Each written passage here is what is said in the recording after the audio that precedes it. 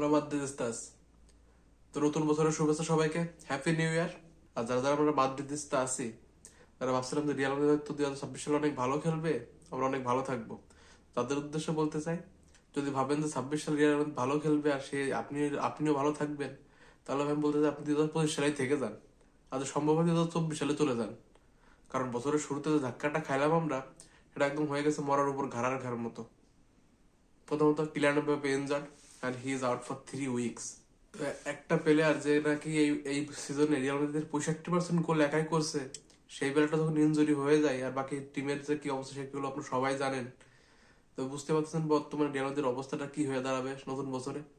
আর নতুন বছরে আমাদের ম্যাচগুলো কি হবে, first of all Real Betis, তারপরে সুপার কোপা দে স্পেনা, যেখানে আমাদের সেমিফাইনাল খেলতে হবে অ্যাথলেটিকো মাদ্রিদের সাথে।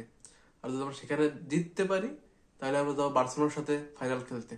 এমবাপ্পে ছাড়া যে দুইটা ম্যাচ আমাদের জন্য কত কঠিন হবে সেটা একদম ধারণার বাইরে। আবার আবার হয়তো আমাদের কি পরিমাণ হিউমিলিয়েশন সহ্য করতে হবে সেটা হয়তো আপনারা বুঝতেই পারতেছেন। অন্যদিকে এমবাপ্পের ইনজুরির কারণে এমবাপ্পে পোটেনশিয়ালি যে ম্যাচগুলো মিস করবে সেগুলো হলো রিয়াল বেতিস, অ্যাথলেটিকো মাদ্রিদ। যদি আমরা ফাইনালে উঠি অ্যাথলেটিকো মাদ্রিদকে বিট করে, তাহলে সেই ফাইনাল হবে বার্সেলোনার সাথে। যদি বার্সেলোনা ওইদিকে বিট করানো টিমকে, তো বার্সেলোনা। তারপর আসবে চ্যাম্পিয়ন্স লিগের ম্যাচ মোনাকো। এক একটা ম্যাচে মনে করেন যে আহ, আশা রাখতে পারি যে এভাবে থাকবে না, কারণ এভাবে চোটটা একদিনে হয় নাই। ফ্রান্সের যে সংবাদ মাধ্যমটি এই নিউজটা প্রকাশ করছে, লে কিউব, তারা বলছে এমবাপ্পে লাস্ট 3টা ম্যাচ সে ইঞ্জুরির সাথে খেলতেছে, পুরো দস্তুর ইঞ্জুরি নিয়ে খেলছে। সে 270টা মিনিট একটা পুরো ইঞ্জুরি নিয়ে খেলছে, তাও নিয়ে ইঞ্জুরি। যেমনটা আমি আমার আগের ভিডিওগুলোতে বলছি যে এমবাপ্পে আলাবেদের সাথে ম্যাচ খেলার সময় পুরো একদম লিম্পিং অফ, মানে খুঁড়িয়ে খুঁড়িয়ে চলতেছিল ম্যাচের ভিতর। ও দৌড়ে কোনো অ্যাক্সিলারেশন ছিল না, ভালো মতো দৌড়াতে পারছে না, আমাদের থেমে থেমে যাচ্ছে। ইভেন তারাবেরা ম্যাচের মোটামুটি ফিট ফুট থাকলেও, কিন্তু তারপরে যখন আমরা সেভিলার সাথে খেললাম এভাবে একদম দৌড়াতেই পারতেছিল না। ইভেন হ্যাঁ হয়তো গোল পাইছে, ম্যাচ পর্যন্ত খেলে গেছে 90 মিনিট পর্যন্ত, কিন্তু 90 মিনিট খেলার মতো পরিস্থিতি একদমই ছিল না। সেটা একদম ক্লিয়ারলি ভিজিবল। তো সেইখানে আমাদের ম্যানেজমেন্ট এমবাপ্পে নিজে শুধুমাত্র রেকর্ডের পিছনে ছোটার জন্য এভাবে নিজেকে রিস্কে ফেলানো, নিজের টিমকে রিস্কে ফেলানো কতটা লাভদায়ক হয়েছে আমার তো মনে হয় না। গণমাধ্যমগুলো তাদেরকে ধুয়ে দিচ্ছে রিয়াল মাদ্রিদকে এবং এমবাপ্পেকে, যে খুব একটা স্টুপিড ইউজলেস রেকর্ডের পিছনে দৌড়াইতে যায় নিজের এবং নিজের টিমের ক্ষতি করা। এতে খারাপ কিছু হইতে পারে না। আর একটা রিপোর্ট বের হয়েছে, সেখানে আমি দেখলাম যে লাস্ট 2টা মাস ছোটখাটো হাঁটুর ডিসকমফোর্ট নিয়ে খেলে যাচ্ছিল। তাহলে এই ঘটনাটা একদিনে শুরু হয় নাই। আমি আমার আগের অনেক ভিডিওতে বলছি যে আমরা কোলাপস থেকে মাত্র একটা ইনজুরি দূরে আছি, সেটা হলো সেই ইনজুরিটা, ম্যান হলো কিলিয়ান এমবাপ্পে। যেদিন কিলিয়ান এমবাপ্পে ইনজুরি হবে সেদিন রিয়াল মাদ্রিদ কোলাপস করবে। আর সেটা আমরা ভবিষ্যতে দেখতে যাচ্ছি। কারণ এই টিমে যদি আপনি অবস্থা দেখেন বর্তমানে 65% গোল করে কিলিয়ান এমবাপ্পে, আর বাকি 5টা 7টা 2-3টা করে গোল করে, আর্দা গুলার কিছুটা করে, বেলিংহাম আছে, ভিনিসিয়াস আছে। আর কেউ যে সেই আগুন ধরা ফর্মে আছে কিংবা এমবাপ্পে নাই কোনো আমাদের গায়ে বাঁধবে না সেরকম কিন্তু কেউ নাই। আর টিমের অবস্থা কি সবাই জানেন। ইভেন একটা রিপোর্ট বেরিয়েছে যে লাস্ট সিজনে ইউরোপের টপ 5 লিগে সবচেয়ে বেশি গোল কনসিড করা দলগুলোর ভিতর রিয়াল মাদ্রিদ আছে 2 নম্বরে। আপনি চিন্তা করেন, রিয়াল মাদ্রিদ আছে 2 নম্বরে, আর প্রথম আছে টটেনহাম, যেখানে তারা গোল কনসিড করছে 83টা আর আমরা করছি 80টা। যেখানে থিবো করতো পুরো সিজন জুড়ে 164টা সেভ করছে, তারপরে আমরা 80টা গোল কনসিড করছি। তাহলে চিন্তা করেন আমাদের ডিফেন্সের অবস্থা কি খারাপ। তারপরে আমাদের মিডফিল্ডার নিয়ে, আমাদের মিডফিল্ডের কথা কি বলবো। সোয়ামিং শুধু আউট অফ পজিশন হয়ে যায়, ওর পজিশন ডিফেন্সিভ মিড, ও ভুলে যায়, ও বারবার লেফট মিডে চলে যাবে, রাইট মিডে চলে যাবে, কিন্তু বেশি ফরওয়ার্ডে চলে যাবে আর ওর পজিশনটা ফাঁকা হয়ে যাবে। আমাদের ডিন উজনের অফ ফর্ম চলতেছে, ক্যারিয়াস 2 ম্যাচের নিষেধাজ্ঞা কাটিয়ে রিয়াল বেতিসের সাথে ফিরবে। আর অন্যদিকে রাইট ব্যাকে তো সমস্যা চলছে, কারবাল ইঞ্জুরি, ট্রেন্ট ইঞ্জুরি। যদিও ট্রেন্ট বল দিয়ে ট্রেন করা শুরু করছে কারবালও, কিন্তু তারা ডেট এখন নিশ্চিত না তারা কবে ফিরবে। আমাদের 2জন চাদু, আলাবার এবং মেন্ডি মনে হয় সারা বছর হাসপাতাল আর ইঞ্জুরিতে পড়ে থাকে, ওদের আর কোনো কাজ নেই। মানে ওরা যদি মঙ্গল গ্রহ থেকে ঘুরেও আসে তারা আমাদের কেউ টের পাবে না, কারণ ও তো ইঞ্জুরিতেই থাকে সারা বছর। অন্যদিকে আছে বেচারা মিলিটাও, আবার ওর ইঞ্জুরি ছাড়ে না, 2টা পর 2 সিজন এসিএল গেল, আবার হাঁটুর ইঞ্জুরি। মানে ওই ছেলেটার কপালই খারাপ, ও মানে যখন একটু ফর্মে ফেরে আবার ও ইঞ্জুরি যায়, আটকায় যায়। তারপর আমাদের রুডিগার আঙ্কেল, রুডিগার কিনে আলাদা কিছু বলার নাই। যত মানুষ বয়স্ক হচ্ছে তত মানুষ ম্যাচিউর হয়, আর সেখানে রুডিগার যত বয়স্ক হচ্ছে তত সে আরো দিন দিন মিস্টেকে ভরাই দিচ্ছে তার ম্যাচে গুলো। প্রতিটা ম্যাচে তার মিস্টেক আছে। তার ডিফেন্সিভ ফ্লস আছে। সেখানে একটা সিজন আগেও রুডিগার ছিল ফ্ললেস, আর সেখানে সেই রুডিগার এখন কি অবস্থা ভাবলে আমার অবাক লাগে। আমাদের টিমের কি অবস্থা, রাউল এজেন্সি আছে, মোস্ট অফ দ্য ম্যাচ ভালো খেলে, কিন্তু তারপরেও সেই সিজনে, সে আগের সিজনের যে ফেলারটা আমরা দেখছিলাম, যে প্রমিসটা সে শো করছিল, তার কিছুই নেই। ওনাদেরকে আর্দাগুলার কথাই বলি, আর্দাগুলার মিটে কি কন্ট্রিবিউট করবে?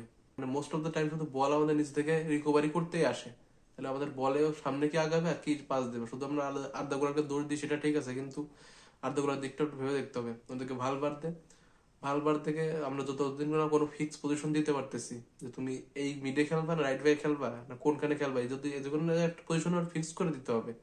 যদি এই পজিশনগুলো আমরা ফিক্স করে না দিতে পারি, ততদিন পর্যন্ত হয়তো ভালবারদের কাছ থেকে আমরা কোনো পারফরমেন্স আমরা পাবো না। সেটা হলো একদম বাস্তব বিষয়। অন্যদিকে কামাভিঙ্গা যখন টিমে থাকে একটা আলাদা রিদম থাকে, যখন কামাভিঙ্গা থাকে আর্দাগুলা থাকে না, তখন টিমের একটা আলাদা রিদম থাকে, আলাদা ভালো মিডফিল্ডটা ভালো কাজ করে। কামাভিঙ্গা ডিফেন্সিভে যেরকম হেল্প করে সেরকম অফেন্সিভে হেল্প করে, আর কামাভিঙ্গা খুবই ডিমান্ডিং একটা প্লেয়ার, নিজেদের প্লেয়ারদের টিমমেটের উপর চিল্লাতে কোনো দ্বিধাবোধ করে না। তো সেই জিনিসটা কামাভিঙ্গা যখন থাকে খুবই হেল্প করে। এরপর সামনে ফ্রন্টে ভিনিসিয়াস তো নিজেকে হারায় ফিরতেছে, মানে যে ও যে কি হয়ে গেছে 2024 ভ্যালেন্টিয়ারটা না পাওয়ার পরে 25 সালটা গেল একদম বিশ্রী ভাবে, 26 সাল সেইভাবে শুরু করতে যাচ্ছে হয়তো। কারণ ওর নিজে তখন ফেলে, সেদিনকে ট্রেনিং দেখলাম আমি, যেখানে ওপেন ট্রেনিং হইলো, সেখানেও বারবার ক্যারিয়ার সাথে বল লুজ করলো। মানে ওর ভিতরে জাগে যে একটা ক্যারিজমা ছিল, 1v1 প্লেয়ারটা ওর থেকে ভয় পাইতো, সেটা কিরকম কিছুই না। অন্যদিকে রদ্রিগো আছে, আস্তে আস্তে ফর্মে ফিরতেছে, দ্যাটস মাই বয় দা আর। এটাতে আমি খুবই আশাবাদী, কারণ রদ্রিগো একটা এমন একটা প্লেয়ার যে কোনো সময় যে কোনো ম্যাচের মোড় ঘুরাই দিতে পারে। রদ্রিগো কি করতে পারে, আজকে City fan they will tell you better about Rodrigo. সেই জিনিসগুলাই। আর এখন সবচেয়ে বড় কন্টেনশন কি জানেন, এমবাপ্পের ইনজুরির সাথে সাথে জাভি আলোনসো জবটা অন দ্য লাইন চলে আসছে। কারণ আমরা অনেকদিন ধরে শুনতে জাভি আলোনসো হয়তো স্যাক হয়ে যাবে, যে কোনো টাইমে স্যাক হয়ে যাবে। এখন স্যাক হওয়ার ভিতরে সবচেয়ে বড় সেভিয়ারটা ছিল কে, কিলিয়ান এমবাপ্পে, কারণ he is scoring most of the goals. এখন কিলিয়ান এমবাপ্পে যেহেতু ইনজার্ড, আর সেখানে দলের অন্যান্য প্লেয়ার রদ্রিগো বলেন, বেলিংহাম বলেন, ভিনিসিয়াস বলেন, কেউ সেভাবে গোল স্কোরিং ফর্মে নাই। আমাদের টিমের মিডফিল্ড ভালো না, ডিফেন্সিভ কোলাপস করতেছে আমরা। তো সেক্ষেত্রে আমরা বলতে পারি যে জব অলমোস্ট ওভার। কারণ unless some miracle happen and আমরা যদি এই পরপর 3টা ম্যাচ জিততে পারি, সুপার কুপার না জিততে পারি, তাহলে জাভি আলোনসোকে আর কেউ ঠেকাইতে পারতেছে না। আমি খুব করেও চাইবো যেন জাভি আলোনসো যদি নাও জিতে তারপর জাভি আলোনসো থাকুক, কারণ হি ইজ দ্য ম্যান। আমার যেটা মনে হয়, কারণ এই টিম যদি কেউ পাল্টে দেবে তাহলে সেটা জাভি আলোনসো। এখন আমি মনে প্রাণে চাইবো যে জাভি আলোনসো যেন থাকে, আমরা যেন সুপার কুপার দিয়ে স্পেনিয়াটা ভালো মতো জিততে পারি, কিলিয়ান এমবাপ্পে ছাড়াও যেন এমবাপ্পেকে ছাড়াও আমরা এটা জিততে পারি। এটাই আমি সবচেয়ে বেশি আশাবাদী। আর যখন আপনার টিম হবে রিয়াল মাদ্রিদ, তখন এটা আপনাকে আশা করতেই হবে, এবারে আপনার আর কোনো প্রশ্ন থাকতে পারে না। জাভি আলোনসোর সামনে আর 4টা ম্যাচ আছে, যদি 4টা ম্যাচ ভালো মতো যায় তাহলে জাভি আলোনসো থাকবে, আর যদি 4টা ম্যাচ আমরা কোলাপস করি তাহলে জাভি Alonso is going to be sacked. এটা আপনি লিখে রাখতে পারেন, this is going to happen.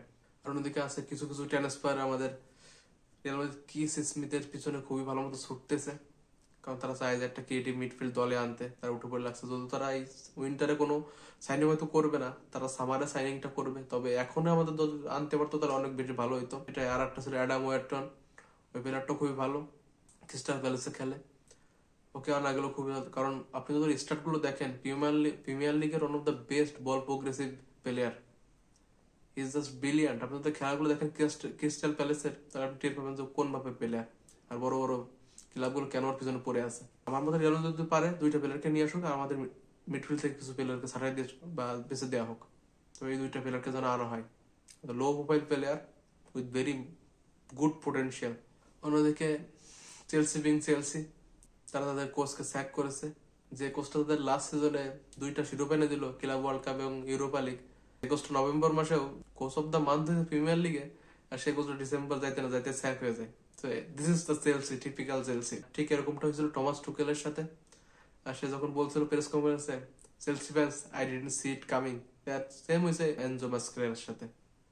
আর নতুন বছর আপনাদের সবার ভালো কাটুক, রিয়াল রিয়াল মাদ্রিদ যেন ভালো খেলে, এই জিনিসটাই আমার মনে প্রাণে আশা যে এই বছরে আমাদের রিয়াল মাদ্রিদ যেন পূর্ণ রূপে ফিরে আসে, আর আপনাদের সবার বছরটা ভালো কাটুক। তাই আবারও হ্যাপি নিউ ইয়ার। আর আমাকে ফলো করতে চাইলে অবশ্যই চ্যানেলটিকে সাবস্ক্রাইব করবেন, আর যদি ফেসবুক থেকে দেখে থাকেন তাহলে অবশ্যই চ্যানেলটিকে ফলো করবেন। সাথে থাকবেন তবু সামথিং বিয়ন্ডের। ইট ইস তবু সাইনিং অফ। আলা মাদ্রিদ ইনাদামাস।